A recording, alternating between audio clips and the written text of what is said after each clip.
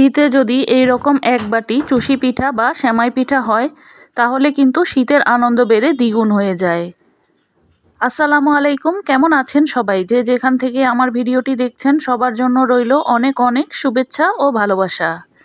তৈরি করার জন্য আমি প্রথমে চুলায় একটি প্যান বসিয়ে দেব। দিয়ে দেব 1 কাপ পানি।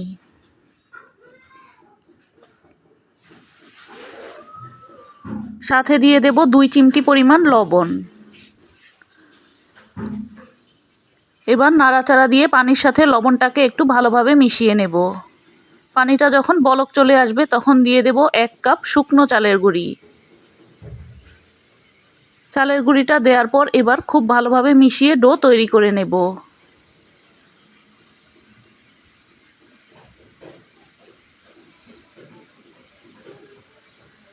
ডোটা তৈরি করে নেওয়ার পর কিছুটা ঠান্ডা করে নিয়ে আমি ডোটাকে খুব ভালোভাবে মথে নিয়েছি।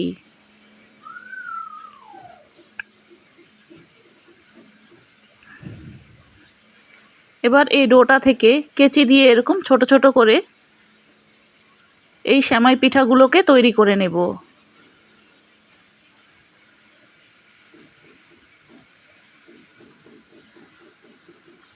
আমি একটি কেচি দিয়ে এরকম করে কেটে নিচ্ছি।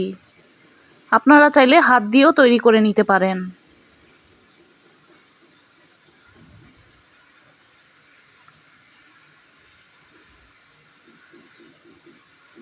কেচি দিয়ে কেটে নেওয়ার পর হাত দিয়ে এরকম লম্বা লম্বা করে নেব।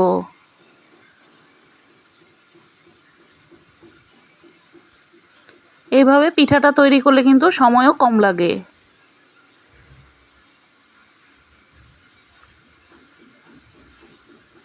আমি এভাবে সবগুলো পিঠাই তৈরি করে নিয়েছি। এবার চুলায় 1 কেজি দুধ জাল করে নেব।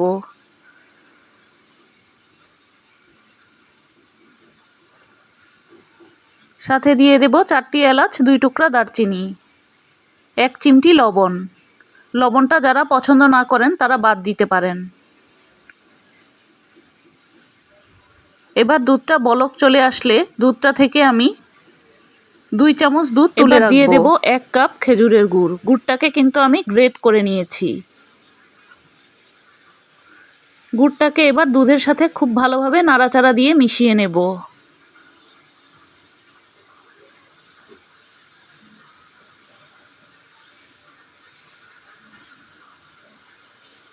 গুড়টা যখন পুরোপুরি গলে যাবে তখন দিয়ে দেব আধা কাপ কোরানো নারকেল। নারকেলটা দেওয়ার পর 4-5 মিনিটের মতো জাল করে নিয়েছি। তারপর তৈরি করে রাখা সেমাই পিঠাগুলোকে দিয়ে দেব। পিঠাগুলোকে দেওয়ার পর প্রায় 10 মিনিটের মতো আমি রান্না করে নেব।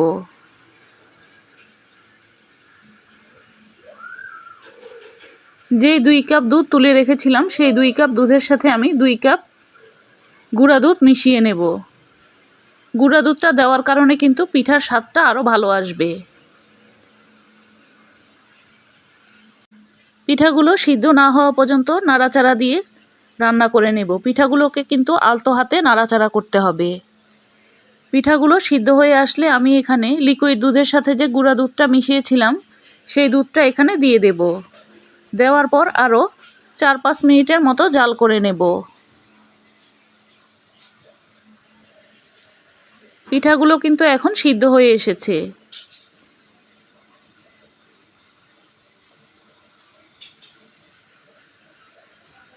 আমি এখন চুলাটাকে বন্ধ করে দিয়েছি, কারণ এটা ঠান্ডা হলে আরও অনেকটাই জমে যাবে। এবার পিঠা পরিবেশনের পালা। এই পিঠাটা কিন্তু গরমের চেয়ে ঠান্ডা খেতেই বেশ ভালো লাগে। এই পিঠাটা কিন্তু সবাই তৈরি করতে পারেন। তারপরও আমি যেভাবে করে থাকি একদম সহজভাবে তৈরি করে দেখালাম। আশা করি ভালো লাগবে। আবারও দেখা হবে নতুন কোনো রেসিপি নিয়ে।